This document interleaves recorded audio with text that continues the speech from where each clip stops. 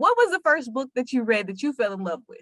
The first book I read that I fell in love with, to be honest, I started reading at a very young age, and my parents were young parents, and they used to cart me everywhere that they went, oftentimes to the houses and homes of their friends who did not yet have children.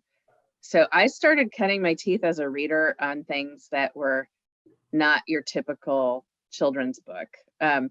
One of the things I remember reading very early was a book of Greek and Roman mythology, which was really interesting and captured my imagination because everything happens in myth, right? You have shape-shifting and all these incredible, highly emotional stories. I was really captivated by a Reader's Digest compilation of strange stories and amazing facts, which is kind of in the same vein. Of a more traditional nature, one of the books I remember, or series actually, that I remember capturing my imagination as a child was the Little House series. So what made you want to write The Agency? Yeah, The Agency is my fourth published novel.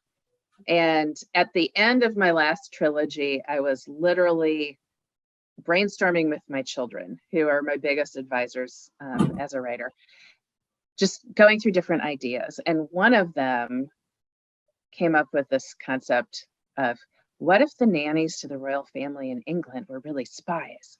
And then they laughed and said, oh, that's a horrible idea. And I said, no, that's a great idea. I love that idea. So it was partly just sparked by that conversation. But as I started to flesh out that idea, I thought it was a really fantastic opportunity to pursue and continue to explore a theme that's really important to me, which is just women, powerful women, strong women, and gender dynamics.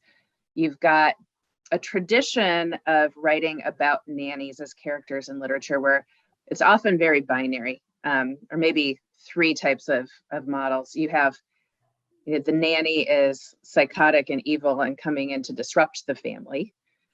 You've got a bit of a genre where the nanny is kind of not competent, maybe has messed up in her life and falls into a role as a nanny with a family where she is then redeemed by the act of caregiving.